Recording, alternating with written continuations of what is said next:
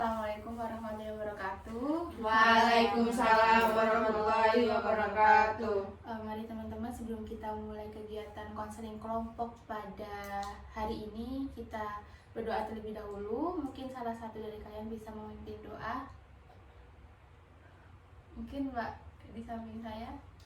Oke, sebelum memulai konseling pada hari ini, alangkah baiknya kita berdoa menurut agama dan kepercayaannya masing-masing. Berdoa dimulai. Berdoa selesai. Terima kasih. Hai teman-teman semua. Hai. Gimana nih kabarnya hari ini? Alhamdulillah. Baik Bu. Oke, sesuai dengan yang Ibu sampaikan atau informasikan kemarin, hari ini kita akan melaksanakan konseling kelompok ya. Ya.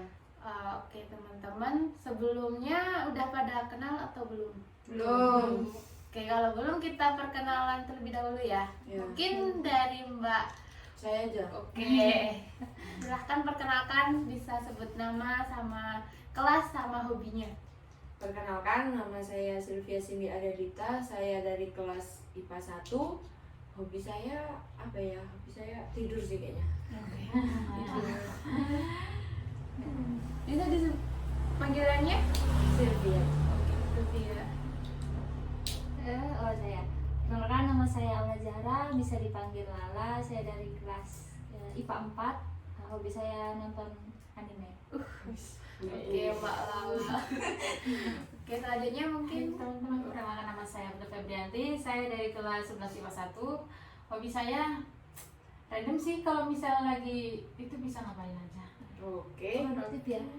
Ya nggak produktif banget sih, bisa aja. Halo teman-teman, perkenalkan, nama saya Melina Indah Santri. Saya kelas IPA 9. Mungkin hobinya olahraga ya. Oke. Boleh, boleh. Ya, atlet. Sehat ya, pantas nggak gendut. Oke, sampai Saya sini. nggak sehat berarti ya. Oke, sampai sini kalian semua sudah pernah ikuti konseling kelompok belum ya? Belum. Oke, kalau belum, Ibu akan menjelaskan sedikit apa itu konseling kelompok. Nah, dalam konseling kelompok ini kita akan membahas suatu permasalahan dari kalian semua yang nantinya pastinya dipilih salah satu ya. Nggak, ya mungkin untuk masalah yang lain bisa diselesaikan setelah salah satu itu nanti diselesaikan. Terus nanti caranya kita selesaikan secara dinamika kelompok ataupun secara bersama-sama. Seperti itu. Nah, mungkin sampai sini kalian semua sudah siap atau belum? Siap. Oke, kalau sudah siap, kalian semua bisa menyebutkan permasalahan apa sih yang sedang kalian hadapi saat ini. Mungkin dari Mbak Sylvia dulu. Dari saya. Kalau permasalahan saya sih kurang bisa mengatur waktu buat istirahat. Oke, kurang bisa mengatur waktu. Terus mungkin dari Mbak Lala. Kalau saya lebih ke motivasi belajar, saya agak mulai berkurang. Oke, motivasi belajar. Mungkin dari Mbak Meli.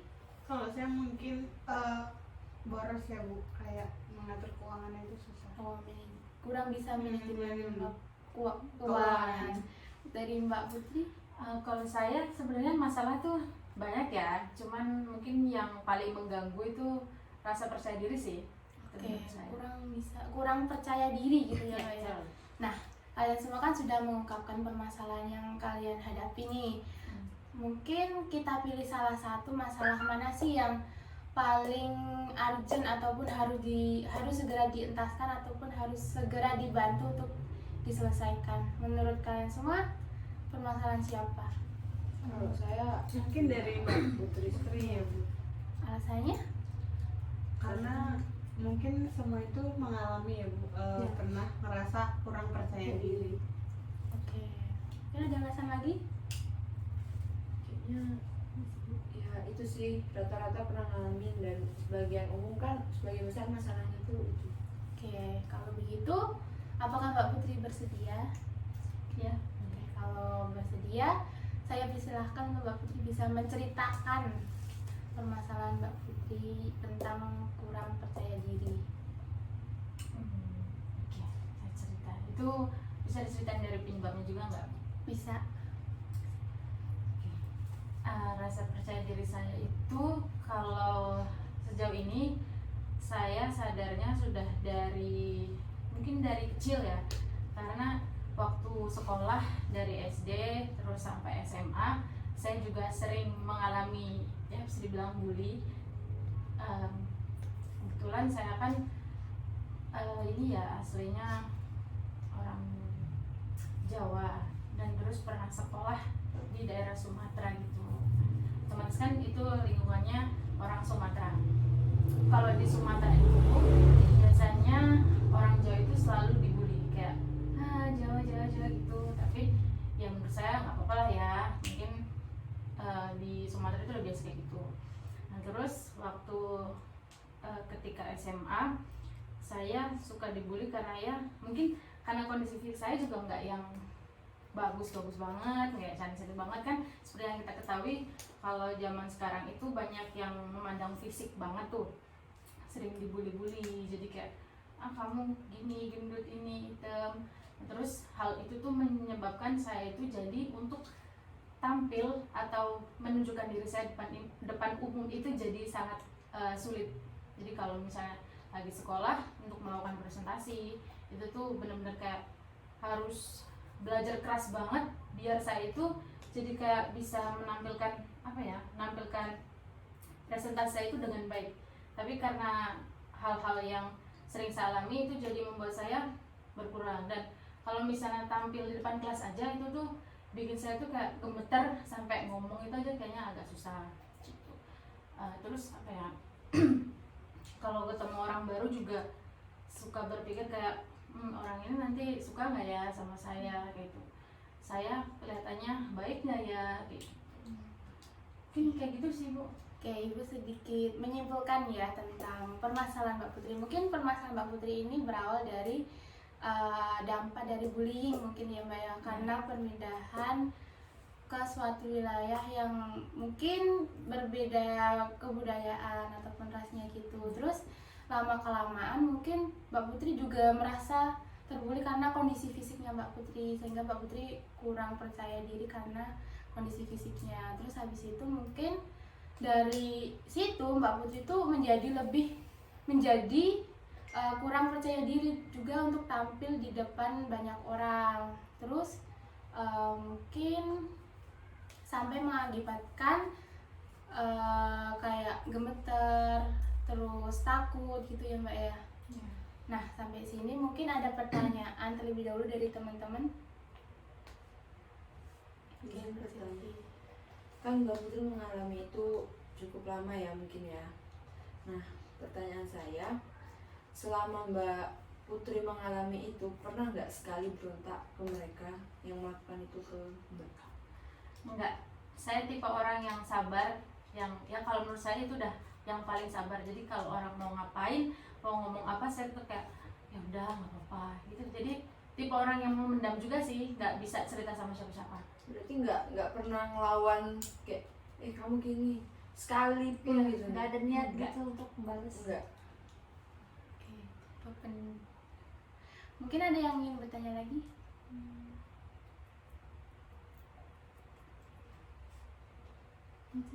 Mungkin dari Ibu ya Mbak ya, dari Mbak Putri sendiri mungkin udah ada usaha belum sih buat Mbak Putri tuh lebih percaya diri untuk di depan banyak orang gitu? Udah sih, saya termasuknya saya kan kayak dibully, jadi kayak banyak orang yang kelihatan kayak nggak suka. Cara saya usaha biar bisa percaya diri itu ya biar gimana caranya orang juga bisa suka sama saya. Jadi saya melakukan yang terbaik biar orang itu nyaman berteman sama saya, biar orang nggak yang pandang oh dia ini buruk, oh dia ini gini. Jadi orang tahu oh dia ini anaknya baik. Jadi mungkin kalau dia baik juga saya harus berbuat yang baik juga gitu. Terus kalau untuk ngomong depan umum ya mungkin usahanya cuman ya belajar yang lebih lagi aja biar lebih pede gitu aja. Oke, belajar lagi ya. Mungkin Ibu ingin bertanya lagi ya Mbak ya. Mbak Putri punya tempat untuk bercerita nggak? Misalkan dengan keluarga ataupun dengan teman gitu? Sebenarnya kalau misalnya saya mau bercerita mungkin tempatnya banyak. Kebetulan saya juga anak pertama. Saya emang orangnya itu nggak bisa cerita, nggak bisa terlalu terbuka, sama orang tua juga nggak pernah terbuka. Jadi apapun yang saya alami orang tua itu nggak pernah tahu. Jadi orang tua cuma tahu kalau anak saya baik-baik saja.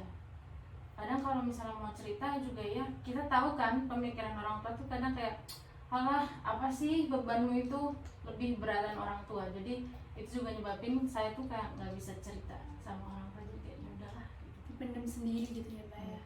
Mungkin ada yang ingin bertanya lagi dari Mbak Lala? Saya sih boleh nanya lagi dulu. Oke.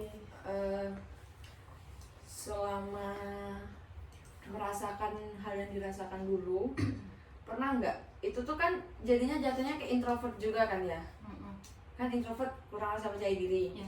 susah berbaur sama orang. Punya temen satu yang bener-bener temen yang ada, apa emang bener-bener sendiri, apa gimana? Kalau teman itu saya bukan orang yang temannya banyak dan nggak yang selalu kayak punya teman dari kecil terus teman sampai sekarang. Iya ada, cuman emang nggak bisa ngomong ke siapapun, itu nggak bisa. Mau kalian sedekat apapun sama saya, kalau saya nggak mau cerita ya nggak bakal bisa.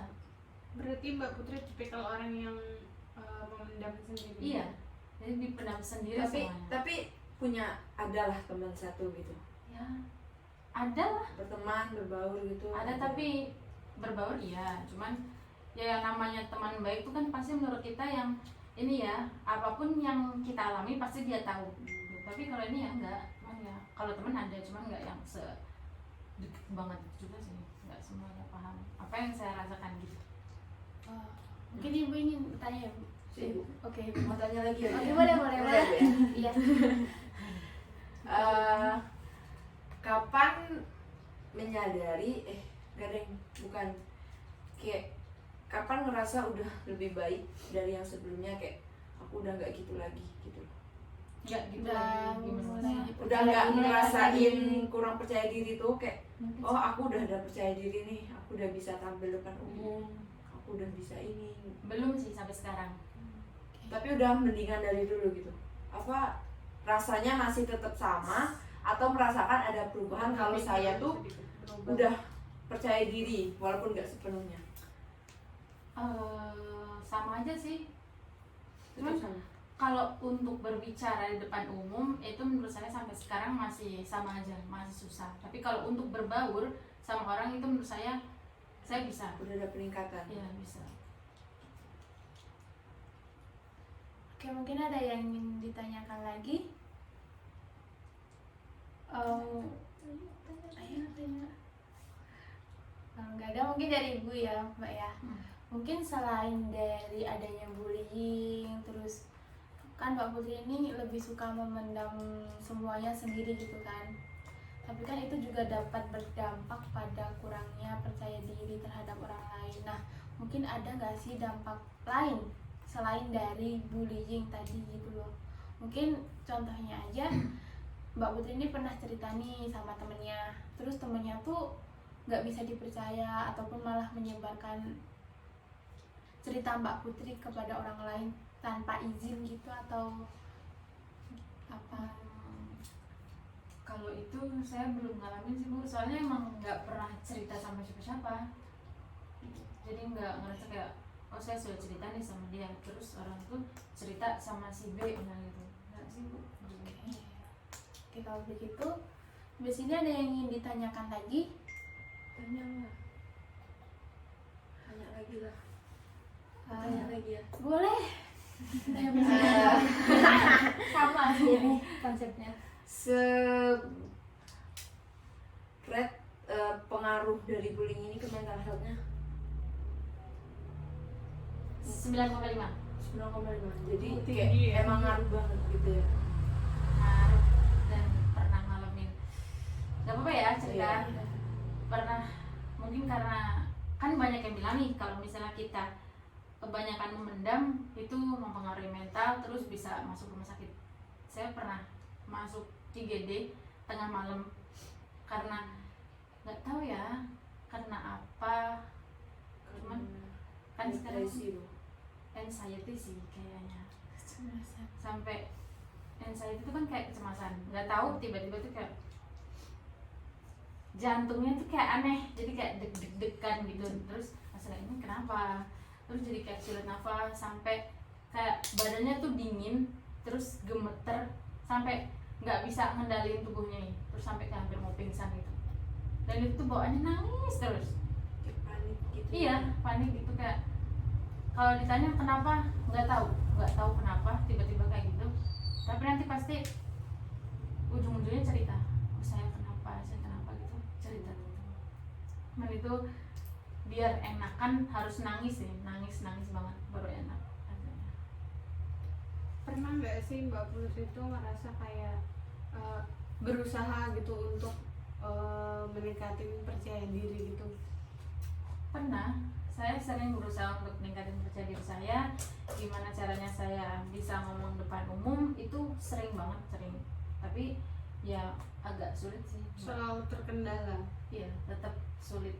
Kayak misalnya nih, kalau misalnya kita presentasi nih, biasanya kan orang ada yang presentasi ya udah nyerocos aja. Kalau saya sebelum presentasi udah kayak oh, bisa, ini bisa, saya bisa, udah belajar juga. Tapi kalau saya udah ngeliat ke depan kan banyak orang tuh di otak tuh pikirnya kayak orang tuh ngomongin saya gitu, kayak ih apa sih gitu. Iya, negatif thinking ada, namanya. nah pikirannya gitu, jadi ya nggak bisa, nanti di depan udah kayak gemeter gitu, udah mulutnya dingin badannya gitu. Oke, mungkin ada yang ingin ditanyakan lagi?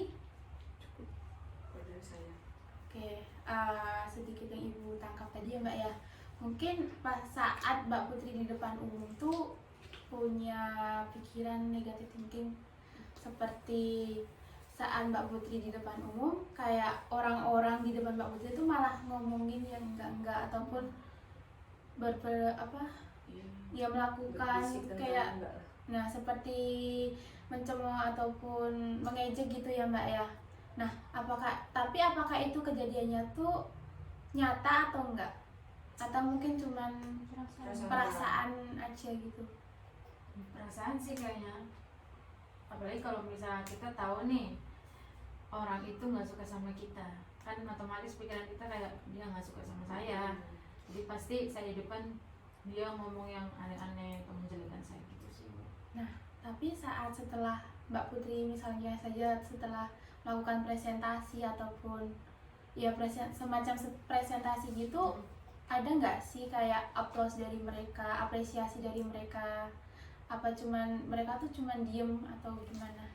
Kalau applause itu paling ya orang-orang tertentu aja, ya orang yang netral aja mungkin sama kita. Kalau sisanya ya Oke. gitu, biasa aja.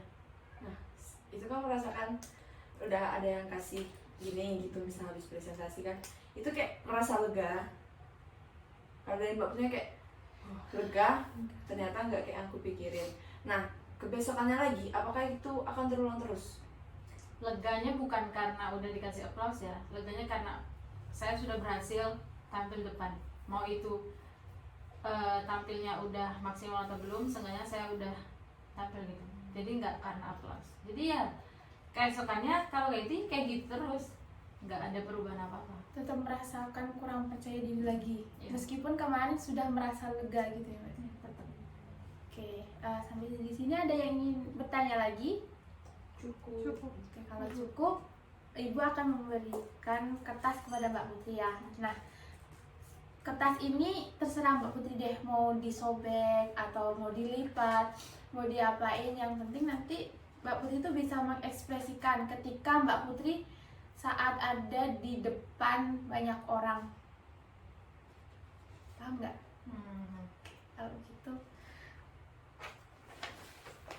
Nah, ini ekspresi saat di depan banyak orang atau apa yang udah terjadi sama saya? saat di depan banyak orang saja, karena yang mengakibatkan kurang percaya diri Mbak itu loh.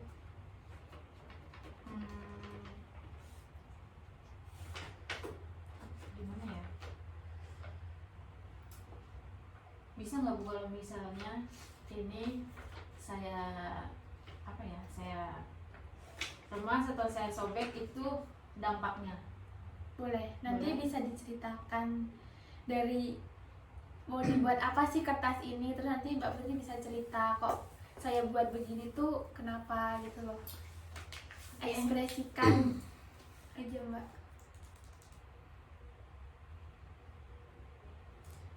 Ekspresi ketika Mbak Putri merasa kurang percaya diri atau berada di depan kelas. Oke, bagi dua ya. Jadi mungkin bisa diceritakan. Kenapa saya bagi dua? Ini kalau misalnya kita satuin bakalan kembali ke bentuk semula nggak? Enggak. Nggak bakalan bisa. Kalaupun nempel itu nggak bakalan benar-benar nempel kan? Kalau misalnya kita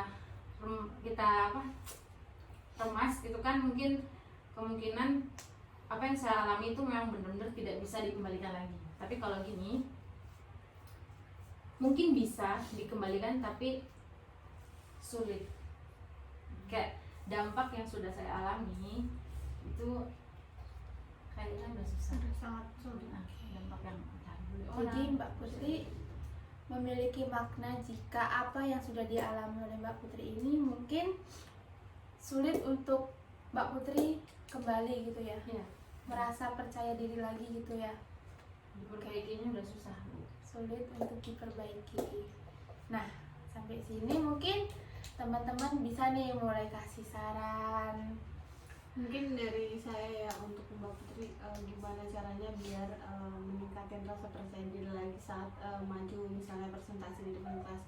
Dengan sebelumnya tuh kayak Mbak Putri itu bicara di depan cermin untuk meningkatkan bahwa sana tuh Mbak Putri itu bisa tanpa harus negatif thinking seperti itu, dan lebih kayak mempelajari materi-materi lagi, terus berbicaranya tuh dilantangin lagi gitu. Jadi kayak Mbak Putri itu bisa karena mau berusaha. Bisa karena berusaha, terus berlatih kuncinya pastinya. Oke, mungkin ada yang ingin memberikan saran lagi kepada Mbak Putri untuk menghadapi rasa kurang percaya diri dari Mbak Putri.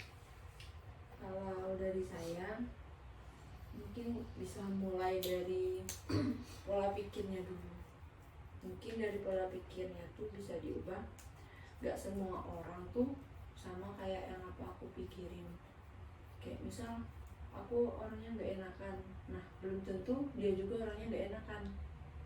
Jadi tuh kayak gak semua orang tuh sama kayak kita ya, dan sebenarnya butuh satu orang buat ada di sisi kita orang tua atau teman ya, yang bisa memotivasi kita atau mendengarkan sedikitnya. Karena mungkin kalau menurut saya ya, ini karena terlalu dipendam ya, nggak cerita sedikit pun ke orang tua ataupun ke teman.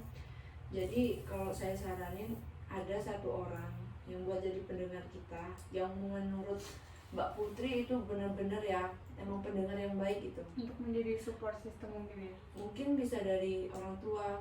Nah kan Mbak Putri mikir kalau cerita ke orang tua nanti dia malah membandingkan beban. Nah bisa jadi di pikiran orang tua Mbak Putri nggak bakal kayak gitu kan. Kalau cerita mana tahu orang tua kita malah lebih support, enggak nak kamu nggak gitu, kamu udah hebat apa gimana gitu kan. Jadi ya butuh sama entah teman atau orang tua. Lebih untuk berpikir positif dan merubah mindset juga dalam pola pikir untuk lebih, dan juga lebih terbuka mungkin dengan orang lain dan mulai, Terutama orang tua. nah terutama orang tua. Oke, mungkin ada yang kasih saran lagi. Kalau saya cukup dulu sih Bu, karena kurang lebih lah sama kayak Mbaknya. Oke, dari beberapa saran yang telah disampaikan oleh teman-teman Mbak Putri tadi, mungkin ada yang mau dipakai ataupun ada yang mau dicoba nggak saran dari teman-teman tadi? Mungkin bisa dicoba semua sarannya. Saya juga berusaha untuk jadi orang yang terbuka, tapi mungkin sampai sekarang masih belum bisa sih Bu. Tapi nanti insya Allah saya coba lagi biar bisa terbuka sama orang-orang terdekat saya. Oke, mungkin untuk kedepannya Mbak Putri mau ngapain untuk merubah agar lebih percaya diri lagi? Tadi kalau kayaknya sih saya mau berusaha untuk pertama ubah pola pikir saya juga kayak yang disampaikan mbak-mbaknya, biar apa ya, biar lebih positif lagi, biar nggak beranggapan kalau semua orang itu nggak suka sama saya atau orang-orang itu selalu menjelekan saya. Mungkin kalau misalnya saya sudah merubah pola pikir saya baru bisa terbuka sama orang-orang terdekat saya. Baru bisa mempraktekannya. Iya. Tapi sampai saat ini nih Mbak Putri udah mulai percaya nggak sih kalau setiap orang tuh nggak sama? Maksudnya nggak sama kayak orang-orang dahulu yang pernah membuli Mbak Putri gitu loh. Ya, udah mulai ada pikiran kayak gitu sih Bu. Karena sekarang orang-orang di sekitar saya alhamdulillah nggak yang seburuk itu. Oke, jadi Mbak Putri yakin ya bisa merubah diri Mbak Putri untuk lebih percaya diri mungkin dengan kondisi fisik ataupun semua kondisi yang membentengi Mbak Putri untuk berinteraksi dengan dunia luar ya. Yakin ya? Oke, dan teman-teman sudah dengar ya kalau Mbak Putri udah mulai yakin terus maulah untuk berkembang untuk lebih memiliki kepercayaan diri ya Pak ya. Oke, kalau begitu mungkin untuk selanjutnya nih dari kan ada saran dari Mbak Sylvia tadi ya, mungkin untuk lebih bercerita dengan lebih terbuka dengan orang lain ataupun jangan memendam masalah sendiri. Nah mungkin mau dicoba nggak sama Mbak Putri? Insya Allah ya Bu, saya coba buat bisa cerita sama orang yang terdekat saya biar nggak memendam. Ya dari yang sudah saya alami kan karena mungkin kebanyakan memendam juga sempat sampai masuk ini kan ya, mungkin dari itu juga saya bisa belajar kalau saya harus bercerita sama orang-orang terdekat saya biar enggak kambuh lagi. Oke Mbak Putri, sampai saat ini mungkin makna apa sih yang dapat diambil oleh Mbak Putri dari semua yang telah diceritakan tadi? Mungkin contohnya saja maknanya yang mungkin saya harus lebih percaya diri dan jangan terlalu berpikir negatif terhadap lingkungan saya ataupun apa. Makna yang saya dapat itu yang pertama tadi juga kan ada sarannya untuk merubah pola pikir saya, itu mungkin maknanya juga biar saya ambil biar saya lebih positif juga pikirannya. Terus biar kalau misalnya ada masalah itu seenggaknya bercerita sama orang-orang terdekat saya, tahu ya jangan berpikir hal-hal yang belum tentu hal itu terjadi gitu. Oke Mbak Putri, sampai sejauh ini mungkin Mbak Putri bisa menyimpulkan hasil dari diskusi kita tentang mengenai permasalahan Mbak Putri tadi. Nah, kesimpulan yang saya ambil pada konseling kita hari ini itu kalau menurut saya mungkin saya jadi lebih paham ya Bu terkait seberapa pentingnya percaya diri itu bagi diri saya. Terus seberapa pentingnya pola pikir kita untuk selalu berpikir yang positif dan pentingnya juga untuk bercerita terkait apa yang kita alami dengan orang-orang terdekat kita. Mungkin gitu. Oke teman-teman, mungkin karena waktunya juga sudah hampir selesai, kita akhiri terlebih dahulu ya untuk pertemuan kita pada hari ini. Ibu mohon maaf apabila ada tindakan ataupun ucapan yang sekiranya menyakiti ataupun kurang tepat untuk disampaikan, dan mungkin untuk tindak lanjut ataupun kegiatan selanjutnya kita akan melaksanakan konseling kelompok untuk waktunya sama ya. Oke, nanti mungkin kita lihat dulu perkembangan dari permasalahan Mbak Putri. Kalau sekiranya sudah selesai, kita akan beralih pada permasalahan dari teman-teman yang lain seperti itu. Mungkin tadi kita sudah mengawalinya dengan berdoa. Alangkah lebih baiknya kita tutup dengan berdoa. Mungkin ada yang bisa memimpin. Oke, setelah kita melakukan konseling kelompok pada hari ini, alangkah baiknya kita menutup kegiatan hari ini dengan baca Alhamdulillah bersama-sama. Alhamdulillahirabbil alamin. Baik, terima kasih untuk kalian semua yang sudah terbuka dan sudah mau menceritakan dan juga memberi saran pada konseling kelompok hari ini. Sekian dari Ibu. Wassalamualaikum warahmatullahi wabarakatuh. Waalaikumsalam warahmatullahi wabarakatuh.